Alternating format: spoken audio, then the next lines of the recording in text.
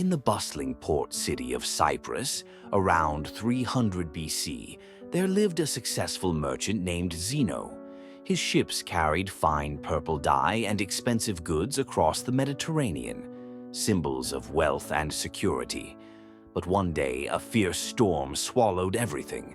His vessel sank, his fortune vanished, and in a single night, Zeno went from rich trader to penniless wanderer. Imagine standing on that shore, watching your life's work disappear beneath the waves. What would you feel? Anger, panic, despair? Most of us would. But Zeno didn't. That shipwreck became the beginning of one of the most powerful philosophies in human history, Stoicism. Zeno could have cursed fate, but instead he reframed his loss. With nothing left to trade, he began to study ideas, especially those of Socrates. Over time, he developed a philosophy that would reshape how humans understand suffering, control, and peace of mind. At its heart, Stoicism teaches a simple truth. You can't always control what happens, but you can control how you respond. When the world feels unpredictable, that single insight becomes life-changing. It shifts the question from, "Why did this happen to me?" to, "What can I do with this?" Zeno called this mindset the path to freedom, not freedom from pain or chaos, but from being ruled by them. Over time, Stoicism spread far beyond Zeno's small gatherings in Athens. It wasn't locked behind temple doors or reserved for scholars. It was taught in open spaces where anyone could listen, and everyone did. From slaves to emperors, men and women alike embraced its wisdom. One of Zeno's philosophical descendants, Epictetus, was born a slave and became one of history's greatest teachers. Seneca, a powerful Roman statesman, wrote letters about the discipline of the mind. And Marcus Aurelius, a ruler of the known world, filled his private journals with stoic reflections, reminders to himself that even an emperor can't command fate, only his reaction to it. The Stoics believed we are all citizens of one world, not divided by wealth, birth, or gender. Their word for it was cosmopolitan. Even centuries ago, they argued that philosophy was not just for men or the elite. One teacher, Musonius Rufus, asked, "Why should men alone seek wisdom when women too are born capable of virtue?"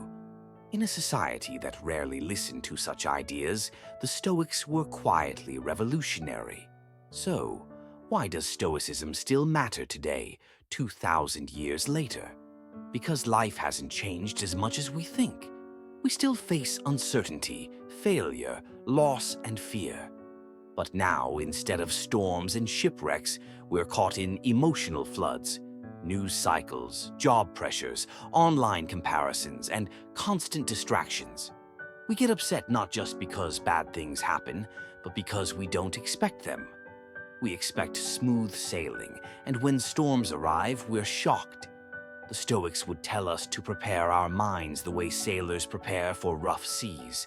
Expect that things will go wrong, accept that some things will hurt, because when the unexpected becomes expected, peace becomes possible.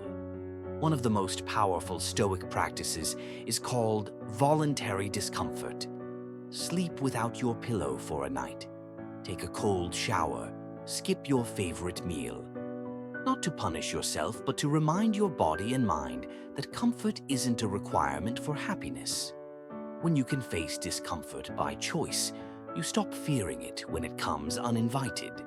You realize you're stronger than you think. As Seneca once wrote, "Set aside a certain number of days during which you shall be content with the scantiest and cheapest fare, saying to yourself, 'Is this what I feared?'" Gratitude grows in the space where fear once lived. Today, the modern world sells us the opposite message. We're told that happiness lives in new phones, perfect bodies, dream jobs, and endless approval. But the more we chase those things, the more control we give away, because every external thing can be lost. Stoicism asks us to build happiness on what cannot be taken: our character, reason, and choice. It's not about rejecting success or pleasure. It's about never depending on them. The Stoic lives simply not because simplicity is fashionable, but because it keeps the soul free. We can't always choose the events of our lives, but we can always choose the story we tell ourselves about them. Zeno lost everything to the sea, yet that loss gave birth to one of humanity's most enduring philosophies. Maybe, in a way, his ship didn't sink at all. Maybe it just changed direction. When we stop fighting the uncontrollable and start mastering our response, we find what the Stoics called tranquility, a calm center in a chaotic world. That's the real secret. You can't steer the storm, but you can always steer yourself. If you found peace in these ideas, imagine what would happen if you practiced them daily. Subscribe for more philosophy that makes you unshakable, one thought at a time.